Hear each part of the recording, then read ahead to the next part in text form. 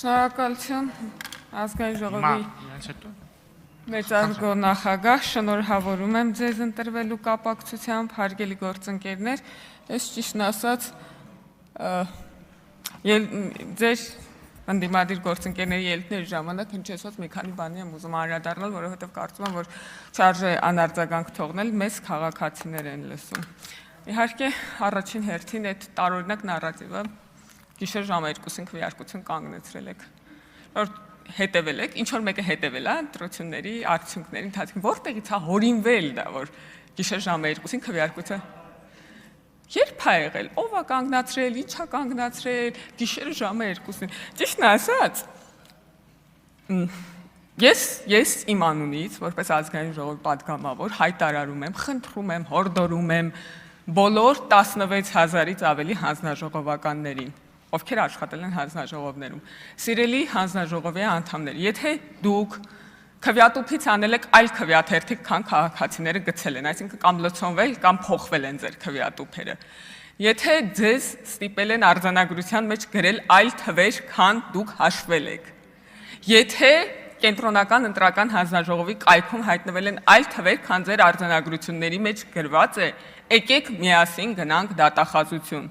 Ես պատրաստ եմ դա անել, կամ մի քվեաթերթիկի պատմություն, որ ուրիշ բան կարդացել են, ուրիշ տղցակի վրա դրել, կամ ուրիշ թիվ գրել են, ուրիշ տեղ արձանագրել, եկեք իրար հետ գնանք այդ քվեաթերթիկի հետևից ինչ անշակում։ Կանգնեցրել եք, որ ուրիշ թիվ գրեք, իսկ ուրիշ ինչ թիվ ենք գրել։ Այսինքն այդ տենց թռնելով չի այդ պատմությունը, դա գործընթաց է, որի մեջ տասնյակ 100,000-ավոր քաղաքացիներ են ներգրավված եղել։ 100,000-ավոր դիտորդներ, ձեր վստահված անձիկ 16,000 հանձնաժողովական, որի կեսը եղել են ձեր ՀՀԿ խմբակցության ու իրանց ներկայացուցիչները, ժողովուրդ ջան, ԲՀԿ-ից մանդատ եք գողացել, ԲՀԿ-ի ձայներն եք գողացել, ժողովուրդ ջան, ԲՀԿ-ի ձայների համար պայքարող միակ քաղաքական գործիչը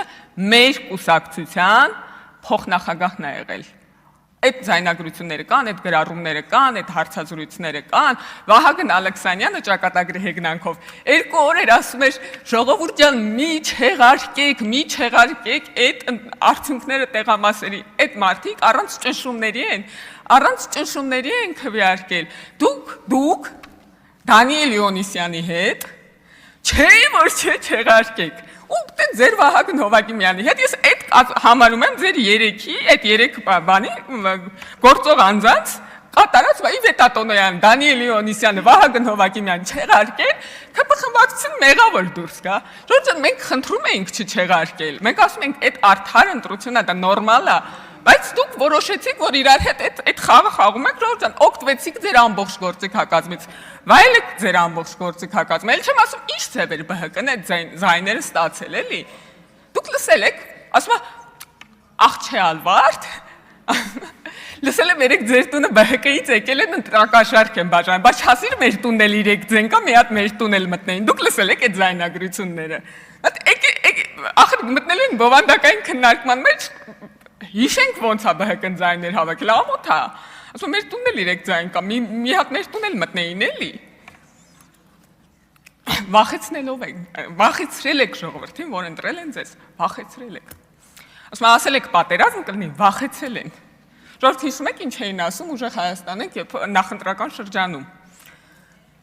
300,000 ադրբեջանցիներ են գալու, իդեպ պարոն Կարապետյան, քանի որ Տիկին Ղազարյանը այդ պատմությունը պատմեց 11 օր անցի, այդ ելույթը դուք ունեցել եք եւ այդ ելույթը հրապարակային կա, դուք ասել եք ընտրություններից 11 օր անց Google ունեք, կարակ որոնեք գտնեք։ Ալիևը հայտարարելու է ադրբեջանցիների վերադարձի մասին, 11 օր անցել է եւ ոնց որ այդ խոսակցության վերադառնալ չեմ ուզում։ Բայց ժողովուրդ ջան, խնդիրը այն չի, որ սեպտեմբերին պատերազմ կլինին ավելի վախենալու է, քան 300,000 ադրբեջանցի է գալու։ Եթե դուք այդ եզրակացությունը անեք, դուք գնալու եք ավելի վախենալու բաներ հորինեք։ Խնդիրը այն է, որ պատերազմի վտանգը ավելի արժանահավատ է թվացել, մեր ասածը ավելի արժանահավատ է թվացել, քան ձեր ասածը, ոչ թե մեր ասածը ավելի վախենալու է թվացել, քան ձեր ասածը։ Մարդիկ տենց չեն ընտրում, չգիտեմ, մի խոսքով մի քանի ընտրությունների կմասնակցեք, կպատկերացնեք, որ արժանահավատությունը ավելի կարևոր է ընտրության մեջ, քան վախեցնելը։ Մի բան եմ ուզում անդրադառնամ, պարոն Մնացականյանը, եթե չեմ սխալվում, Հայ փոստից էր խոսում, ասում է 19-րդ դարի սպասարկում է։ Բայց ես 19-րդ դարի ուրիշ բան եմ տեսել այս դահլիճում, երբ որ Տիկին Ղազարյանը ասում էր քաղաքական գործիչների սեռերով պայմանավորված վերաբերմունք մի ցուցաբերեք քաղաքական գործիչ, այս թևից մի տղամարդ, չեմ ֆիքսելով, բայց դա տղամարդու ձայն էր, ասում եմ, սեռերով պայմանավորված եմ տարբերակելու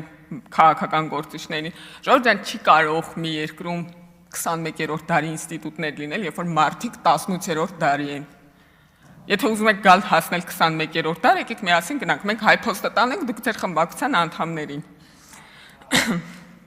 Նախընտրական խոսույթի սրության մասին, ցավոք սրտի պարոն Քոչարյանը այստեղ չի,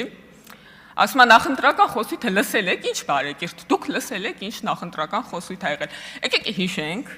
ես իմ գործընկերներին եմ հորդորում եւ քաղաքացիներին, մենք մեր համար նստած պերաշկի ու կուկուռուզ էինք ուտում, ժողովուրդ ջան։ Պարոն Քոչարյանի հայրը նկատելով, որ իր վրա ուշադրություն չկա, մի օր մտավ եւ սկսեց խոսել ոչ բարեկիրթ բառերով։ Հիշում եք։ Ասենք ես չգիտեմ, հասա Տիրաստանի իրանք իրար համբալ չեն ասում, չէ, բարեկիրթը դա չի։ Բայց որոշեց, որ տենց պետք է։ Ժողովուրդ ջան, եթե այդ նույն բանը լինի, այն նույն նախընտրական խոսույթի սրությունը հետ է գալու։ Եկեք չմտնենք այդ դաշտ։ Մեկ էլ ասում է Քոչարյան վաղտման ընտրությունների կեղծման մասին, մենք 49-ն էինք, դուք էլ եք 49-ի 4 ցենց բաներ ասում, ես Արշալույս գյուղից եմ, ժողովուրդ ջան, Քոչարյան ժամանակով մեր գյուղում ընտրություններին մասնակցում էր մոտավորապես 130-ից 140% մարդ գրանցված ընտրողներից, մասնակցություն մինչև 140% հասնում էր, ու Քոչարյան 100%-ից ավել գրանցված ընտրողների 100%-ից ավել ձայներ էր ստանում։ Թե ինչ մաթեմատիկա է, ես հումանիտար եմ, չգիտեմ։ Շնորհակալություն։ Շնորհակալություն, ընդմիջում 1 ժամ։